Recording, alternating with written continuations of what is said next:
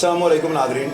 अल्लाह ताला से ये उम्मीद करता हूँ कि अल्लाह ताला ने आपको जहाँ पर भी रखा होगा अपने हिफ्ज़ अमान में रखा होगा। मैंने पिछली किस्त में आपको बताया था कि अगले हिस्से में अवान अदल वाले वाक़या के पीछे जो मुहरक़ात है वो आपको बताऊँगा।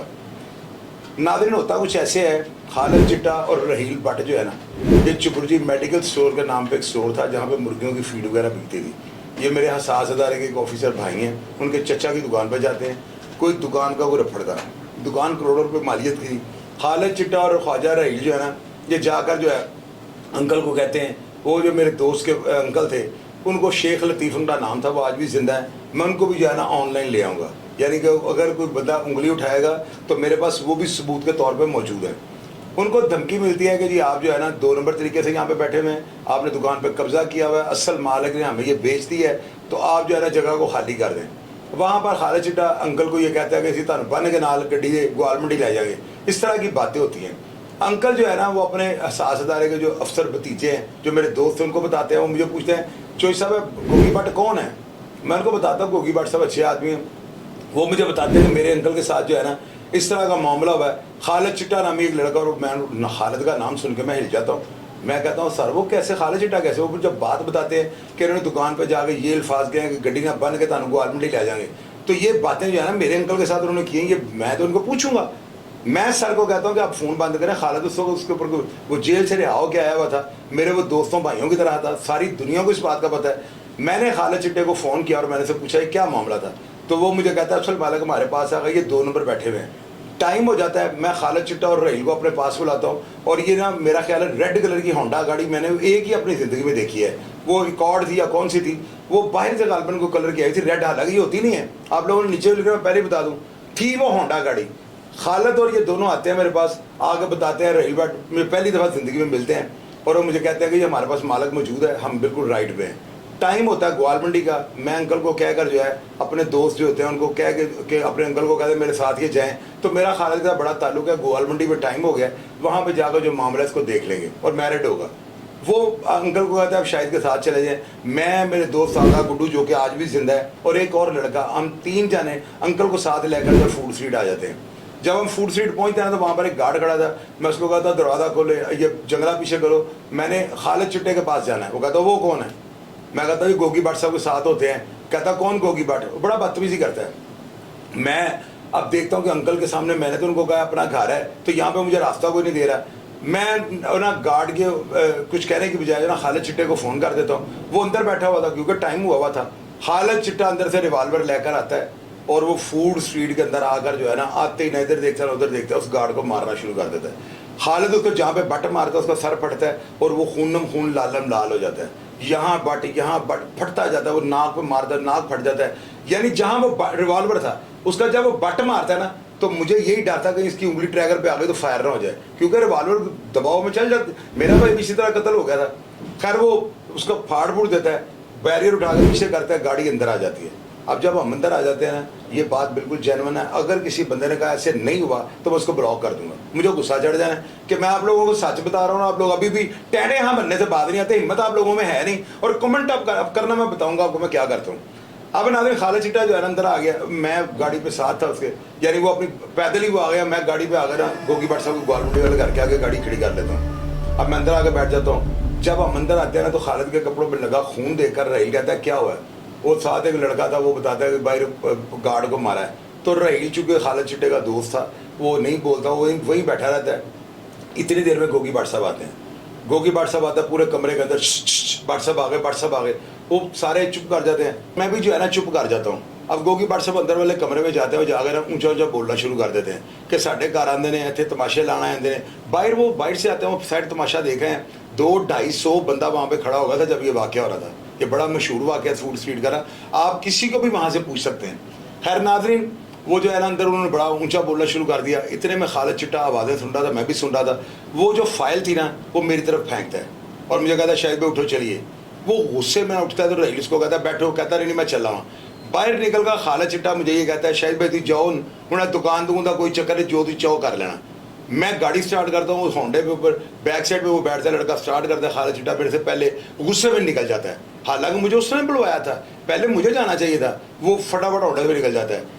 आप यकीन कीजिएगा नाज़रीन, ऐवान अदल वाला वाक़या खालिद चिट्टे ने करवाया हुआ।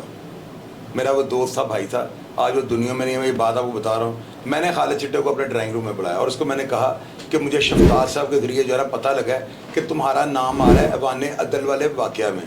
तो लोग ये कह रहे हैं कि टीपू जो है उस वक्त ये बन रहा था कि भाई वो पता नहीं काले दाई वाले के पास जा रहा था। फ़याज साहब मेरे साथ राब्ते में थे, उमर विरक साहब आज जिंदा हैं, आप उनसे पूछ रहे, वो भी मेरे साथ राब्ते में थे।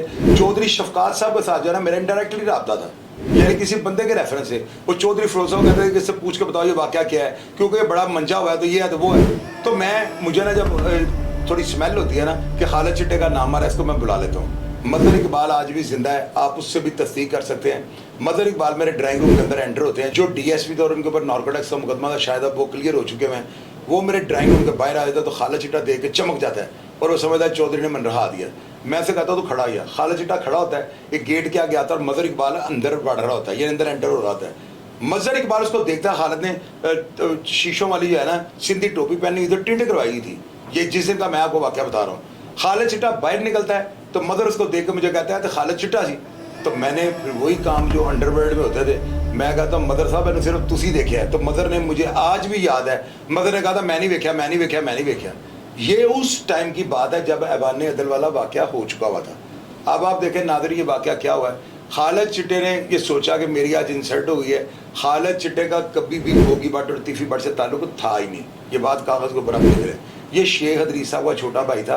शेख हदरीस साहब इससे पहले सेशन कोर्ट में इसके मुकदमात में पेश हुए होते थे, उन्होंने इसे अपना बेटा भाई बनाया हुआ था।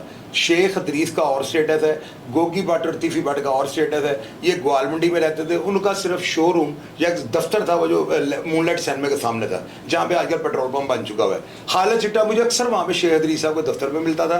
पीछे पुरानी सी कोठी थी, उसके अंदर असगर बोगी साहब, बहुत बड़े बड़े इश्तिहारी जो थे ना कत्लों वाले, वो अंदर रहा करते थे। असगर बोगी साहब भी जिंदा, आप उनसे पूछ लीजिएगा।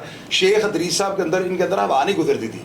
अब नाज़रीन जो खालिद चिट्टा है ना, वो ये सोचता है मेरी शाहिद चौधरी के सामने इंसल्ट हो गई है। वो छोटी सी बात पे 150 बंदा उसने मारा हुआ था, वो रैश हो जाता है। वो वहाँ पर मुबीन भट्ट और आमर बोड़ा को मंगवाता है। आमर बोड़ा जोने भट्ट के पास, मेरे दोस्त के पास ना, समझ लें कि बस मैं क्या बताऊँ, बर्तन उठाता होता था, शरीफ बच्चा था, यानी चाय ले आनी, सिगरेट ले आने, बोतलें ले आनी। आमर चिट्टे को मैंने ऐसे देखा हुआ है।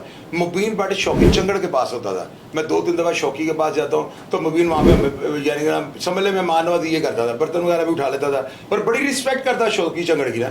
और हम एक बार नारायण जाते हैं, वहाँ पर मेरी एक तस्वीर निकल आई। उस तस्वीर की वजह से चोरी शफकात और मदर साहब ने मुझे बुला लिया कि ये मुबीन भट्ट तुम्हारे साथ क्या कर रहा है। वहाँ पर मैंने ये स्टेटमेंट दी कि मुबीन भट्ट जो है ना शौकी के साथ वहाँ पे गया हुआ था और ये दरियाए कनार के अंदर जो है ना अंदर नहाने लगा है। तो मैंने इसका हाथ पकड़ के इसको निकालने की कोशिश, वहाँ पे तस्वीर उतर गई। मैं इसको नहीं जानता, अलबत्ता शौकी के साथ इसका ताल्लुक है।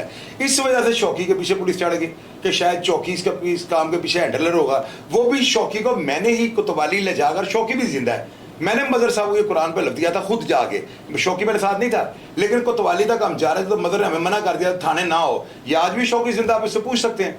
तो वो मैं सारी क्लियरेंस देने के लिए मौजूद था, सारे अफसरान राब्ते में थे। खैर जो खालिद चिट्टे का जब नाम आया ना, ये मेरे ड्राइंग रूम में आता है और मैं इसको ये कहता हूँ खालिद भाई तू निकल जा। मदर देखता है, मदर कहता है मैंने देखा, मैंने देखा, मैंने देखा। वो जिंदा है ना, आप उससे पूछ लीजिएगा। अब ये जो वाक़या था ना, ये सैटेलाइट टाउन गुजरांवाला में प्लान हुआ। खालिद चिट्टा वहाँ पर इनको बुलाता है ताकि इनकी तवज्जो गुजरांवाला की तरफ रहे। खालिद चिट्टा वहाँ पर इनको कहता है पढ़ो तो मैं 2 लाख रुपया देना, 3 लाख और देना, 5 लाख रुपये में ये हमला तय हुआ है। खालिद चिट्टा इनको कहता है कि जी ये 2 लाख रुपये पकड़ो, तो गुजरांवाला तो एक बंदे ने जाना है, उन्हें अवाने तक जाना, तुम ऐसे नंबर की गड्डी हो तो ब्रस्ट मार देना है, बंदा बिच मर जाएगा। वो बच्चे थे, खालिद चिट्टे का उनको बुलाना। खालिद चिट्टा मुबीन भट्ट के लिए उसका डैडी था, अंडरवर्ल्ड का वो डॉन था, बड़ा हैवी डॉन था। 150 बंदा मार चुका हुआ था खालिद चिट्टा। उसने लाहौर में छोड़े, उसने सियालकोट, ये अवाने वो जो वाक़या था ईद मिलादुन नबी वाला, मरकजी किरदार था खालिद चिट्टा। ये 72 बंदे जख्मी, 14 मर गए। ये आपको पता है कि ये पर्चा भी गोगी भट्ट और तीफी भट्ट पे दर्ज हुआ था, लेकिन वो ख्वाजा अजहर गुलशन की बेहतरीन हिकमत अमली की वजह से ये क्लियर हो जाते हैं, क्योंकि ये थे भी नहीं। अब नाम FIR में आने से आप ये तो कह सकते हैं इसके ऊपर FIR कटी, लेकिन मुकदमात का क्या बना? बात तो यह कोर्टों ने क्या किया, FIR तो दर्ज हो गई। तो FIR तो 1947 से लेकर आज तक जितनी भी दर्ज हुई हैं, एक भी सच्ची नहीं है। कोई एक FIR सच्ची लाए ना, मुझे दिखाएं आप। 2000 अरब FIR है, वो भी झूठी हैं। ये गवाह कहाँ से टपक पड़ते हैं हर FIR में? तो बगैर गवाहों के FIR दर्ज नहीं होती। खैर FIR को साइड पे करें। अब आप ये देखें कि ये जो अवान अदल वाला वाक़या है, वो सैटेलाइट टाउन का बंदा समझ के खड़े हो जाते हैं। इनके पास क्रिकेट बैट की किटें थी, जो ही ये गाड़ी को आते देखते हैं तो ये अपने ब्रेस्ट जो है ना दाग देते हैं। उस हमले के बाद इनको पता लगा हमला तो टीपू पे हो गया और इनकी कांपें जो है ना टांग जाती हैं। क्या कहा भला मैंने आपको, ये रियलिटी है। अब इस रियलिटी में देखें अतीक सिद्धू साहब का बयान यहाँ पे जोड़ो, उन्होंने क्या कहा है कि चौधरी शफकात सर का चुप कर जा, मैं ना पर्चा करावांगा, तो उन्होंने पक्के भट्ट का, आबद बॉक्सर का, तीफी और गोगी का नाम दे दिया। अब इन 4 नामों के बीच में आने की वजह से, ये मैं नहीं कह रहा हूँ, ये अतीक सिद्धू साहब कह रहे हैं जो उस वक्त प्रेजेंट पुलिस ऑफिसर थे और इंतहाई कॉम्पिटेंट और ऑनेस्ट आदमी है। मैं क्यों आपसे ये बात छुपाऊं। अब आप ये देखें, उन्होंने बताया कि टीपू कहता था मैंने केड़े चक्कर से फंसाता है, मैं नहीं सच्चा था, ना चाहते हुए उसके गले में ढोल डाल दिया गया है। और ये इतने 5 कत्ल, नादरीन मुझे ये बताया, कत्ल तो एक दीवार पे लिखते सूख जाता है।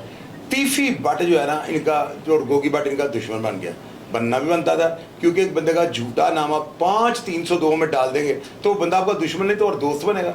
यहाँ से जो है ना दुश्मनी तूल पकड़ जाती है। अब इस दुश्मनी को आप ये देखें कि ये वाने दल वाले वाकई की झूठी FIR और चौधरी शफकात साहब ने बदनीति के बगैर, यानी कि धड़ेबंदी में उन्होंने कहा कि ये टीपू शायद नाम नहीं डाल रहा, इन्होंने नाम डाल दिया और यहाँ से ये दुश्मनी लावे की शक्ल इख्तियार कर गई। अब इसके बाद क्या होता है ये आपको मैं तीसरी किस्से बताता हूँ, बिल्कुल रेडी रहिएगा। 2 घंटे के बाद तीसरा पार्ट आएगा, एक एक चीज़ खोल के बयान कर दूंगा और जिसने ये लिखा बात गलत है मैं उसको ब्लॉक कर दूंगा। अपना ढेर सारा ख्याल रखिएगा जी। पाकिस्तान जिंदाबाद।